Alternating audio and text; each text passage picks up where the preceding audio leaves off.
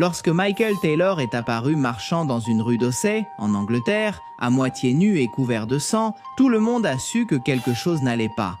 L'homme titubait et son visage montrait qu'il n'était pas dans son état normal.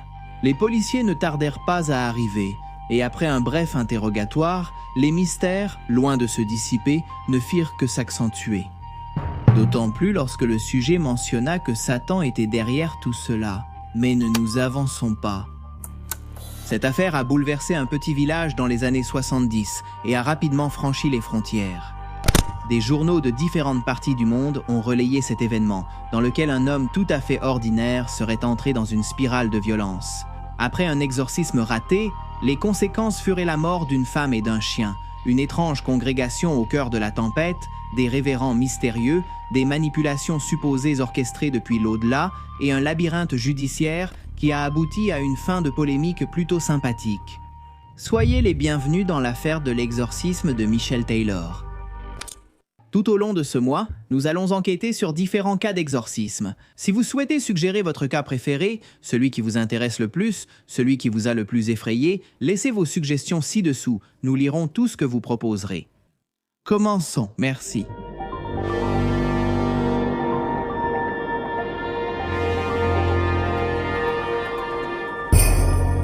Un homme comme les autres.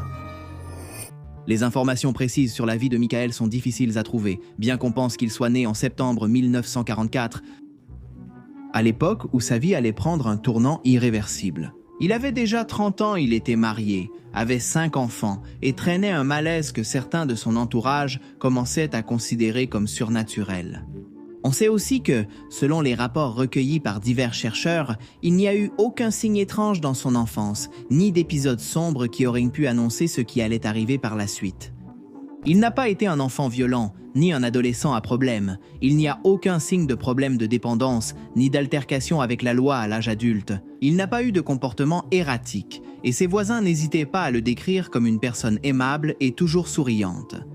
Tout simplement, Michael a été pendant la majeure partie de sa vie un homme ordinaire, de ceux qui ne laissent pas de traces dans les archives historiques. Comme nous l'avons déjà mentionné, il vivait à Ossett, un village industriel du nord de l'Angleterre. Là où les maisons se ressemblent, où les routines se transmettent et où le silence tombe lourdement à la fin de la journée. C'est un endroit tranquille, un lieu où la normalité n'est pas une aspiration, mais une obligation tacite.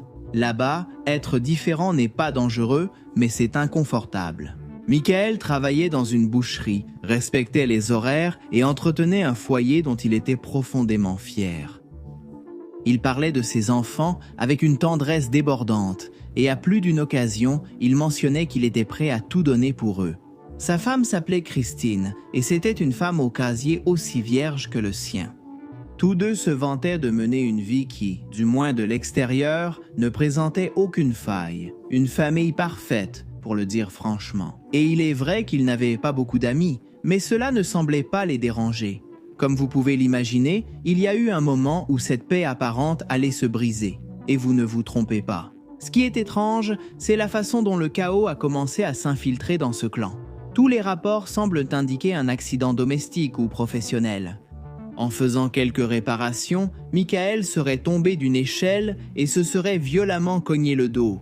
Un choc de cette nature peut être dangereux. Il est bien connu que très souvent, les blessures internes mettent du temps à se manifester et parfois, elles le font quand il est déjà trop tard.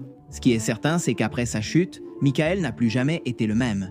Cependant, le dommage ne s'est pas manifesté physiquement, mais plutôt comme une sorte de tempête émotionnelle.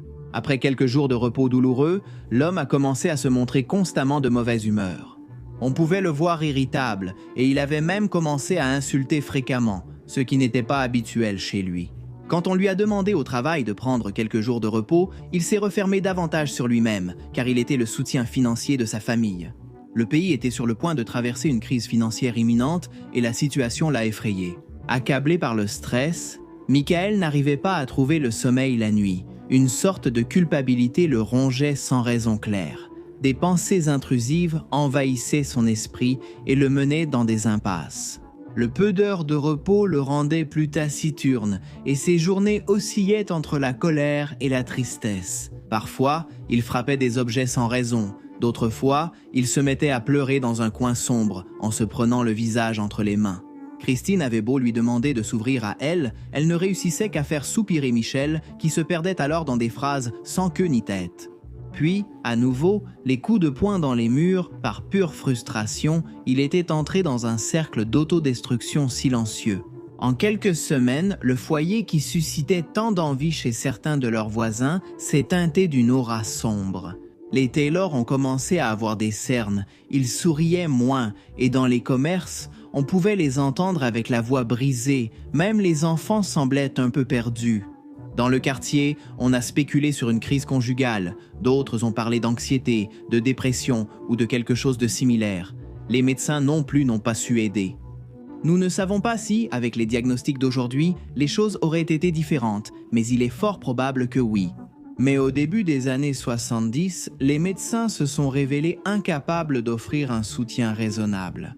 Michael, alors, s'est convaincu que ce qui lui arrivait devait avoir une autre origine ou un autre sens. Et le sens. Quand on cherche désespérément, le sens apparaît à l'endroit le plus dangereux, là où quelqu'un propose des réponses absolues. Le Christian Fellowship Group ne se percevait pas comme une secte. Aucun groupe ne le fait pour ses membres. C'était simplement une communauté éveillée, un refuge spirituel dans un monde qui, selon eux, avait perdu le cap. Il n'y avait ni symboles étranges, ni rituels cachés dans leur routine, pas de tuniques, ni d'autels sombres. Seulement des hommes et des femmes, convaincus qu'ils pouvaient s'élever spirituellement s'ils parvenaient à aider leurs prochains. Le groupe se réunissait dans des maisons ordinaires, dans des salons où le mobilier domestique cohabitait avec l'idée que l'enfer pouvait être assis sur le fauteuil d'à côté. Le mal, disait-il, n'avait pas besoin de spectaculaire, il avait besoin de négligence. Dans cet espace, la foi n'était pas une expérience intime, elle était collective, vigilante et corrective. Chaque membre observait l'autre plus pour le juger que pour l'accompagner. L'identité s'effaçait et, tôt ou tard, les membres apprenaient à se méfier d'eux-mêmes et à faire confiance au groupe. Comme une sorte d'esprit de ruche, l'autonomie était considérée comme de l'orgueil et l'orgueil comme une porte ouverte au mal. Mais bien sûr, tout travail d'équipe a besoin d'un ennemi commun, et cet ennemi était invisible pour le Christian Fellowship Group, invisible mais omniprésent. Il répétait à qui voulait les entendre qu'il fallait rester vigilant, que le Seigneur des Ténèbres pouvait se manifester là où on s'y attendait le moins. Cette idée était répétée jusqu'à l'épuisement par la femme qui était au centre de l'attention de ce groupe. Et qui était cette femme? Une certaine Mary Robinson. Mary avait 22 ans. Elle n'avait pas reçu d'ordination officielle, elle ne répondait à aucune autorité ecclésiastique supérieure. Et son pouvoir ne venait pas d'un titre, mais de quelque chose de plus efficace, la conviction absolue. Mary parlait avec une assurance qui ne souffrait aucune réplique et possédait ce que l'on pourrait appeler une personnalité charismatique, sans aucune grandiloquence, mais avec des mots très bien choisis. Elle racontait qu'elle avait été bénie du don de discernement. Elle affirmait pouvoir sentir la présence du mal avec la même clarté que d'autres ressentent un courant d'air froid. Quand elle parlait, elle le faisait sans hésitation, et parfois on avait l'impression que sa voix changeait, comme si quelque chose se manifestait à travers son être. Le groupe l'écoutait et l'admirait. Il est bien connu que dans un monde de doute, la certitude de certaines personnes peut être magnétique. Pour Mary et les siens, le langage était fondamental. Ce que dans d'autres contextes on appelait des états d'esprit ou des impulsions, pour eux, c'était des entités ou des influences. Lors de leurs réunions, ils répétèrent que la psychologie était une forme moderne et stupide de nier une guerre spirituelle ancestrale à laquelle l'être humain ne pouvait échapper. De cette façon, chaque émotion humaine était réinterprétée selon la logique suivante. Si quelqu'un était submergé, par exemple, par un fort désir sexuel, on ne parlait pas de biologie, mais du démon de la luxure. Des présences obscures et dangereuses étaient, selon leur logique, responsables d'apporter la violence aux êtres. Ce système de croyance avait un avantage dévastateur pour ses adeptes. Il était impossible à réfuter. En échange, ils recevaient une manière concrète et sûre de comprendre le monde qui les entourait. Cette sécurité allait bientôt séduire Michael. L'homme s'est approché de la congrégation sur les conseils d'une voisine, cherchant un soulagement à son malaise, sans savoir que cela serait le premier pas vers une horrible tragédie. Bienvenue dans le groupe. Michael Taylor est resté piégé dans ce cercle. Rapidement, le groupe l'a accueilli à bras ouverts et dès la première minute, ils l'ont traité avec une cordialité inhabituelle.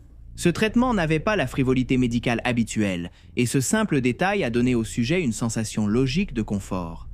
Michael a commencé à remarquer que lorsqu'il parlait, l'ambiance changeait, ses paroles étaient scrutées à la loupe et sa présence suscitait une attention particulière.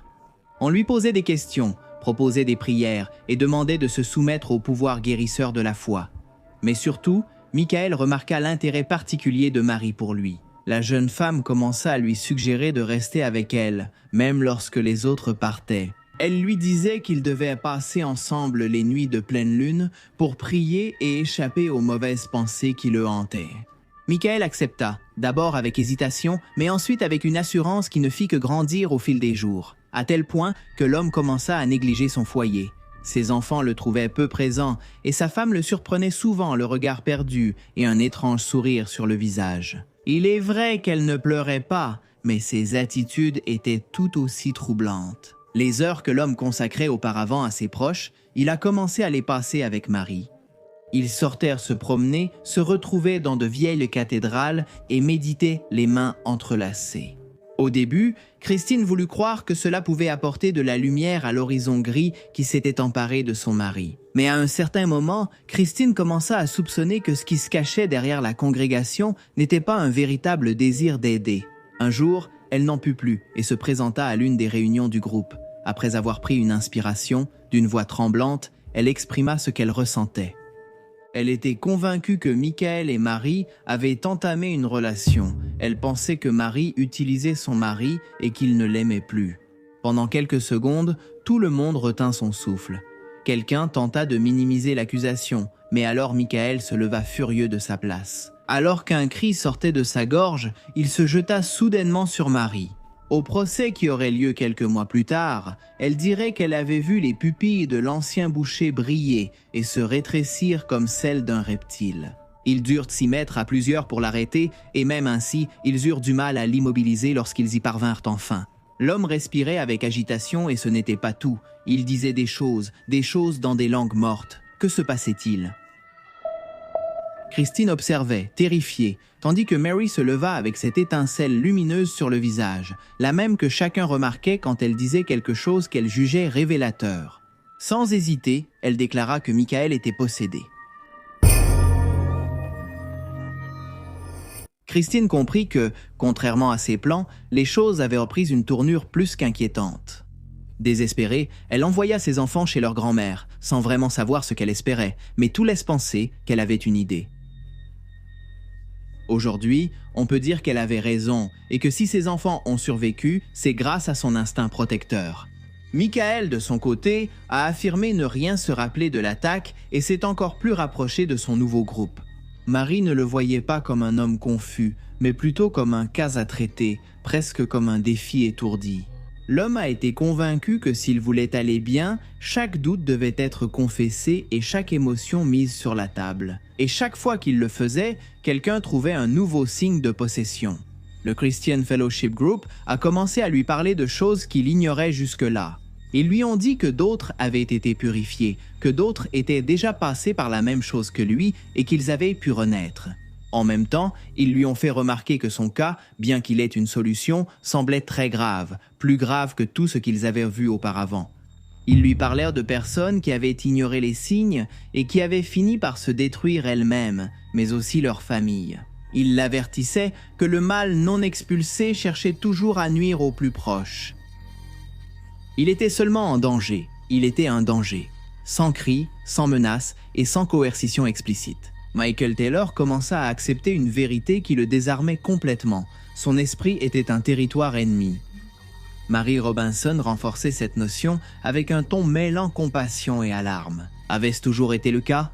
Le mal s'était-il infiltré dans les entrailles de Michael et c'est pour cela que sa vie était devenue si chaotique? C'est pourquoi il était dominé par des émotions qu'il avait du mal à reconnaître? C'est pourquoi il ne se reconnaissait plus devant un miroir? Plus il y pensait, plus il se sentait vulnérable. Des rumeurs commencèrent à circuler dans la communauté. Certains disaient avoir vu Michael au marché en train de mordiller de la viande crue, d'autres disaient que lorsqu'ils le croisaient, ils pouvaient sentir comme si quelque chose était en train de pourrir. D'autres encore assuraient de l'avoir vu aux arrêts de bus, les yeux révulsés et bavants. Ce n'était qu'une question de temps avant que quelqu'un ne mentionne le mot exorcisme. Et c'est ainsi que notre histoire revient au début. C'est à ce moment-là que l'histoire se divise en deux versions plutôt contradictoires. Les archives officielles sont vagues à ce sujet et de nombreux documents essentiels ont été perdus, que ce soit à cause d'accidents liés au registre ou d'intérêts cachés. Les faits indiquent que deux révérends, du nom de Vincent et Smith, sont ceux qui ont réalisé l'exorcisme. Le dilemme est de savoir s'ils l'ont fait sur demande de Mary ou pour s'y opposer. De nombreux témoins affirment que les deux figures cléricales sont arrivées à Ossett après avoir entendu parler du cas de Michael et se sont présentés devant Christine, avec un argument glaçant. Selon cette version, Vincent et Smith auraient dit à la femme que Mary était la coupable de tout, que le diable opérait à travers elle et que Michael ne pouvait être sauvé que s'il était éloigné de son influence. Était-il possible que Mary soit une représentation de cet antéchrist auquel elle disait s'opposer? Est-ce que cela avait du sens? Cependant, d'autres indices indiqueraient que les révérends non seulement n'avaient rien contre Mary, mais qu'ils auraient même été ses alliés, d'une manière ou d'une autre. Christine leur a fait confiance et les a crus quand ils lui ont dit d'aller dans une vieille église de la région à la première étoile. Cela semblait être une mesure désespérée, mais Christine voulait retrouver un peu de cette vie paisible qui lui paraissait désormais si lointaine. Elle découvrirait trop tard, et de la pire des façons, qu'il y a des choses qu'il est impossible de retrouver. Michael arriva à l'endroit où la séance devait avoir lieu sans opposer de résistance ouverte. Il n'était pas serein, mais pas non plus surpris. D'une certaine manière, il ressentait un soulagement après tant d'accusations. Enfin, quelque chose de concret allait se produire, quelque chose de définitif, qui promettait de tout clore et de guérir son angoisse. Il ne savait pas qu'il entrait dans un espace où la réalité allait être réécrite. Les chaises étaient disposées en cercle. Il y avait une table avec des bibles ouvertes et des mains posées dessus, comme s'il s'agissait d'instruments chirurgicaux. Il y avait aussi des crucifix, des chapelets et de l'eau bénite. Ce qu'il n'y avait pas, c'était quelqu'un de formé pour reconnaître un effondrement. C'était psychologique. Les prières ont commencé doucement, monotones et répétitives, comme des mantras. C'était la première étape. Avec elle, j'espérais chauffer les moteurs pour entrer dans la deuxième phase. Alors les invocations se sont intensifiées, elles sont devenues impératives. Elles ne s'adressaient pas à Michael, mais aux présences supposées qui l'usurpaient. Chaque phrase était chargée d'une attente claire. Quelque chose devait se passer, et quelque chose s'est passé. Michael a commencé à se sentir étourdi, sa respiration s'est accélérée et son corps a réagi comme le fait un corps lorsqu'il est acculé. Mais dans ce contexte, chaque réaction physique a été réinterprétée comme une confirmation spirituelle. S'il s'agitait, c'était le démon qui résistait. S'il tremblait, c'était la présence qui se manifestait. S'il pleurait, c'était le mal qui s'accrochait et cherchait à les émouvoir. Pourtant, personne n'a été ému. À un certain moment, Michael a été immobilisé et les murmures des révérends se sont transformés en cris, des cris qui ont commencé à se superposer à ceux du soi-disant possédé. Il y a eu de la transpiration, de l'agitation et encore une fois, les soi-disant langues mortes. Au fil des heures, la séance est devenue épuisante, non seulement pour Michael, mais pour tout le monde. Mais la fatigue n'était pas une raison de s'arrêter, c'était, selon eux, le signe qu'ils étaient proches. Les révérends ont commencé à nommer des démons spécifiques. Ils ne parlaient pas de façon abstraite, ils disaient des mots concrets, luxure, tromperie, confusion. Chaque nom fonctionnait comme un ordre, comme une instruction pour que Michael réorganise son expérience intérieure, selon ce scénario, et Michael obéissait. Il a commencé à dire qu'il sentait des choses sortir, que quelque chose bougeait en lui, que quelque chose résistait à un certain moment. Smith et Vincent ont déclaré que plusieurs démons avaient été expulsés. Plus de 40 selon ce qu'ils diraient, on a célébré et il y a eu une lutte, un équilibre momentané. Il y a même eu des prières de remerciement, mais le calme n'a pas duré longtemps, car alors est venu l'avertissement. Il y avait 3 autres démons qui ne partaient pas, celui de la folie, de la violence et du meurtre. Michael a entendu cela dans un état de semi-inconscience. Il était épuisé, confus et sans défense psychologique. 8 longues heures s'étaient écoulées et il pouvait à peine tenir debout. Quelqu'un dans la salle a dit qu'on ne pouvait pas le laisser partir comme ça. Mais ceux qui dirigèrent la cérémonie ont assuré qu'il était impossible de continuer à lutter, qu'il fallait laisser passer 24 heures, et ils pourraient terminer le rituel de cette façon. L'exorcisme s'est achevé sans véritable conclusion. Il n'y a pas eu de sentiment de résolution, ni de « tu es en sécurité », seulement un mélange inconfortable de soulagement partiel et de peur résiduelle. Michael a été renvoyé chez lui sans encadrement ni surveillance. Christine s'est accrochée à lui et les larmes aux yeux n'a cessé de lui murmurer qu'il se repose, que bientôt toute cette souffrance prendrait fin. Ils sont entrés dans la maison alors qu'il ne faisait pas encore jour. Dans l'ensemble, le monde continuait de fonctionner comme d'habitude. Rue calme, lumières éteintes, voisins endormis, rien n'indiquait que quelque chose d'irréversible était sur le point de se produire. Michael perd le contrôle. Michael s'est allongé quelques minutes, puis s'est vite relevé. Il marchait d'un côté à l'autre, comme quelqu'un qui revient d'une guerre invisible. Il était tendu et hyper vigilant. On peut supposer que Christine, si elle n'était pas avec lui, a pu entendre ses pas aller et venir, de plus en plus frénétiques, mais il est impossible de le savoir avec précision. La prochaine chose que l'on sait, c'est que dans un accès digne d'un film d'horreur, Michael s'est jeté sur elle et l'a attaquée avec une férocité démesurée. Bien que tout indiquait qu'il était affaibli et fragile, il lui a arraché les yeux, la langue et la peau du visage. On ne sait pas ce qu'il a fait d'autre avec son corps. Un officier proche de la retraite dira plus tard que, durant sa carrière, il n'avait jamais vu quelque chose d'aussi malsain. Il a dit qu'il était difficile de reconnaître que cela avait été une personne. D'autres agents ont vomi en découvrant que le chien de la famille avait été dépecé. Ses membres ont été retrouvés dans différentes parties de la maison lorsque Michael a été trouvé errant dans la rue, couvert d'un liquide rouge.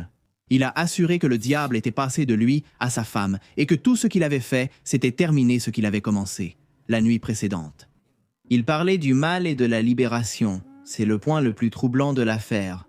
Le crime n'a pas été vécu intérieurement comme un meurtre, mais comme la continuation du rituel. L'exorcisme était sorti de la salle du groupe religieux et avait franchi la porte de la maison. Michael n'a pas crié, n'a pas pleuré et ne s'est pas montré accablé. Au contraire, après avoir été transféré et s'être reposé, il s'est montré heureux.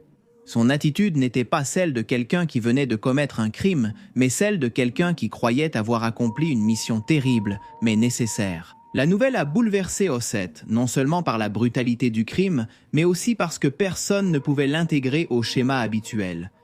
Le groupe religieux de Marie s'est replié, le langage a changé, et ce qui était auparavant présenté comme une certitude spirituelle est devenu un malentendu ou un cas exceptionnel.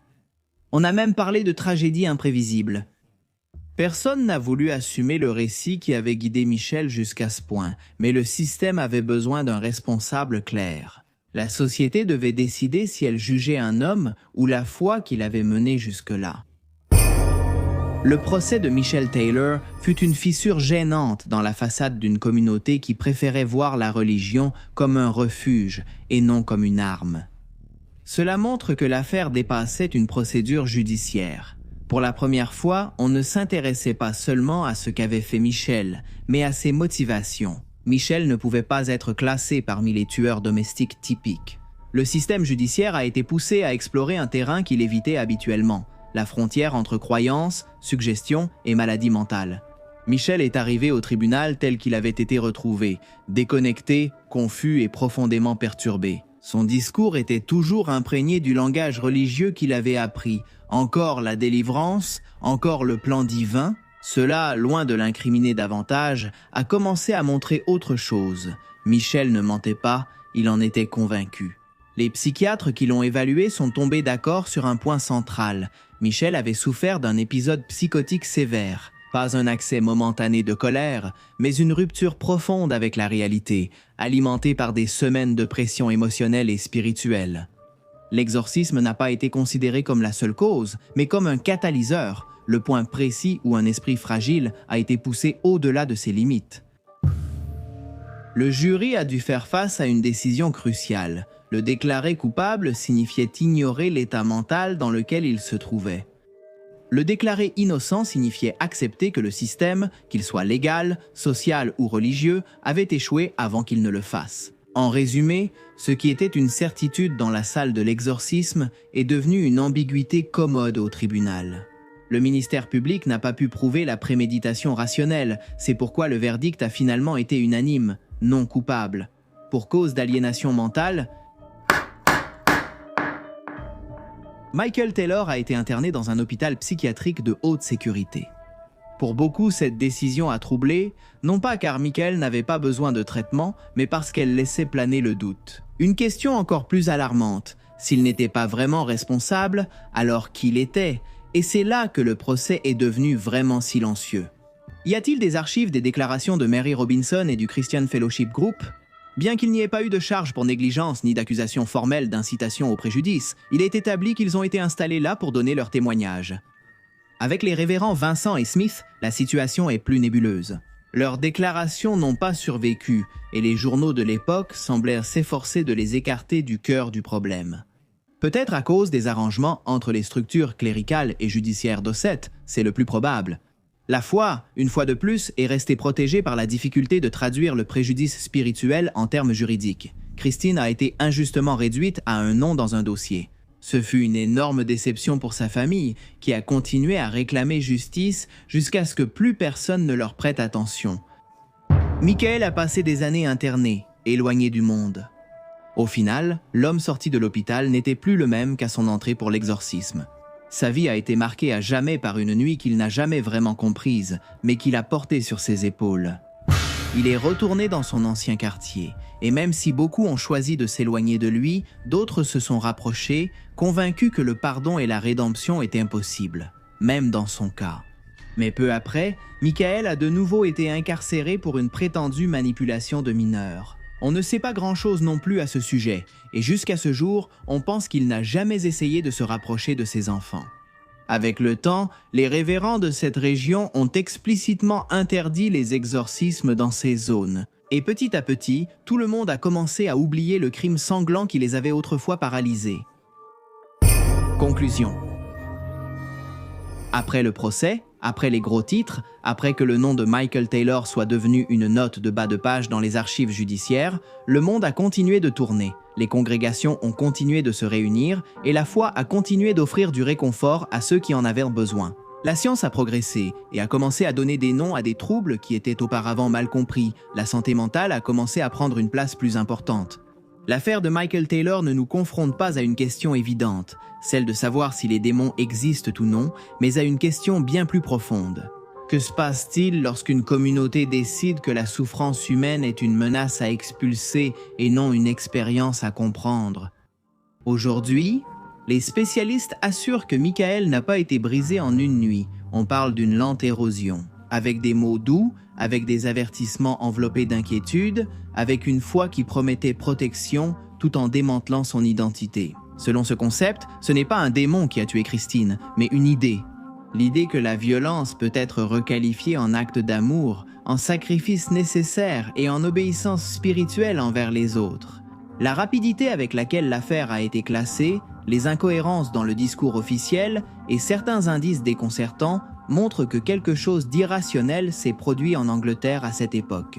Aujourd'hui, certaines personnes soutiennent qu'il est probable que celui de Michael Taylor ait été l'un des exorcismes ratés les plus célèbres de l'histoire.